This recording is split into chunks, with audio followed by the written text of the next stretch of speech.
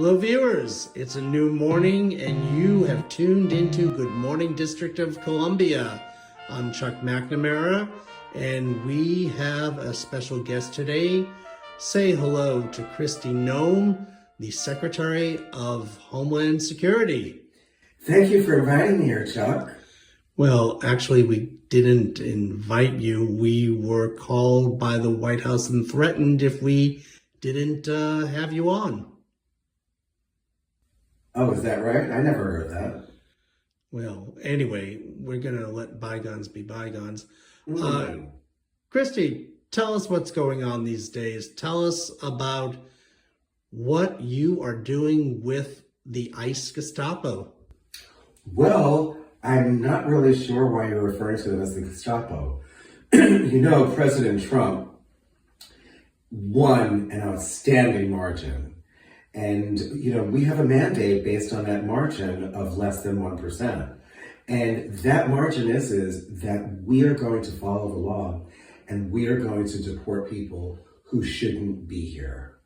Have no legal standing and no status.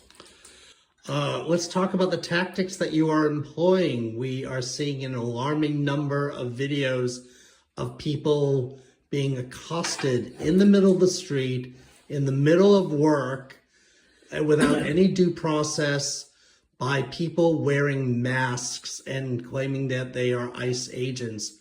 What is this about? Actually, when I've seen those videos myself, I've been puzzled because we have a specific directive to use minimum force and not have people wear masks. So I'm thinking that this is coming from the far left and from radical socialists who are lying and they are doctoring the videos.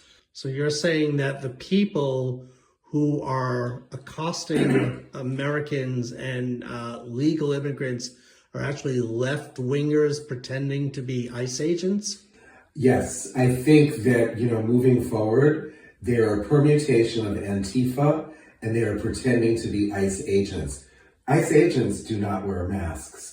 I've given specific instructions for them. And I'm seeing these videos, and again, I can't help but wonder that they're either being doctored or it's just simply fake news from the liberal left, angry, and Nancy Pelosi angry that they lost the election.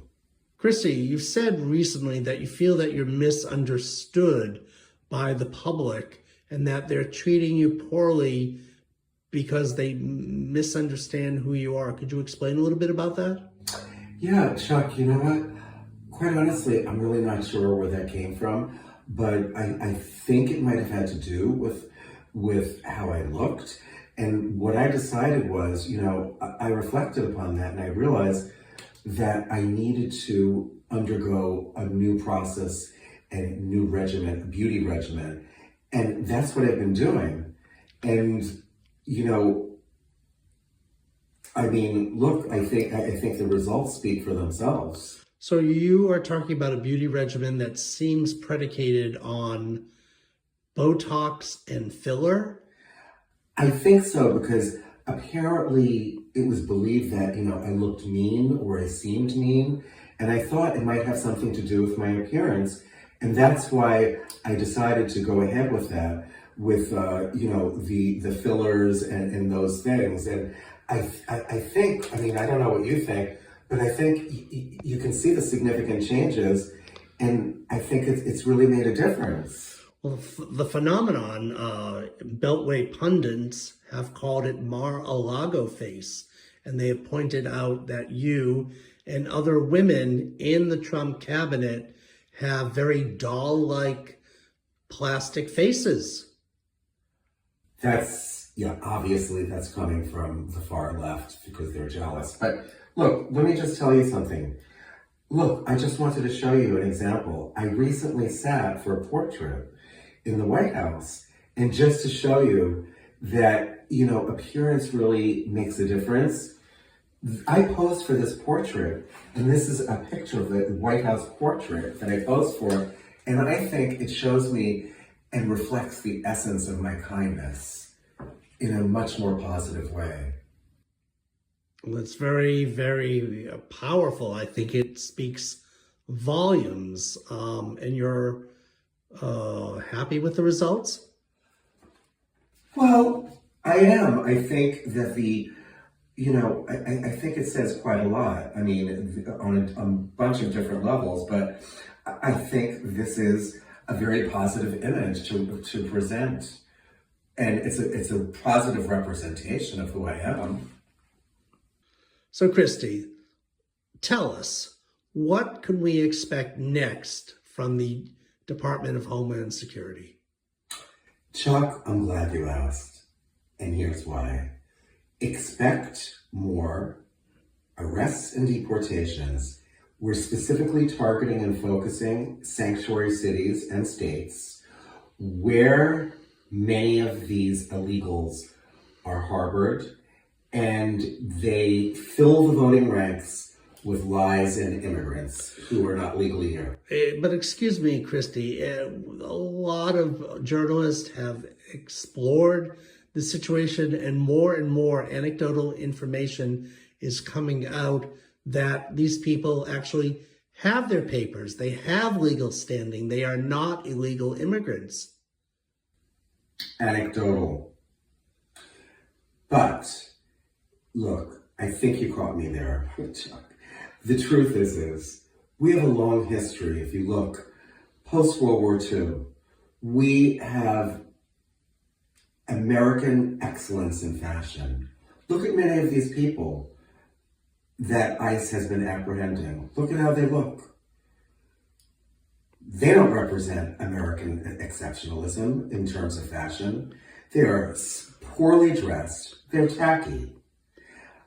Look at me. That's the difference. We don't want people here who look like that. So you're saying people are actually being deported because they are committing fashion faux pas? I wouldn't say they're faux pas. I'd say that they're serious violations. Well, Kristi, I just noticed that it's time that we wrap it up. However, I would like to invite you to offer any final thoughts to our viewing audience. Yes, I would, and thank you, Chuck, for inviting me. I didn't invite you. I don't really care. Well, what I would say is I wanted to share this with the viewers, and I encourage you to contact us at ICE. But before you do, think about this. I am the standard of what we were talking about. If you see people at Costco, at Aldi's, at Trader Joe's, at your gym, that are dark and darker than this, that are dumpy and tackily dressed, it's important for you to reach out to ICE. And in order for American exceptionalism to flourish, this is what we need. That's 1-800-CALL-ICE. Thank you so much, Chuck. Excuse me, Kristi, we haven't finished taping yet. Oh, Chuck, you have no idea how difficult it is keeping up appearances at the White House. Well, that's a wrap, folks. Have a good morning.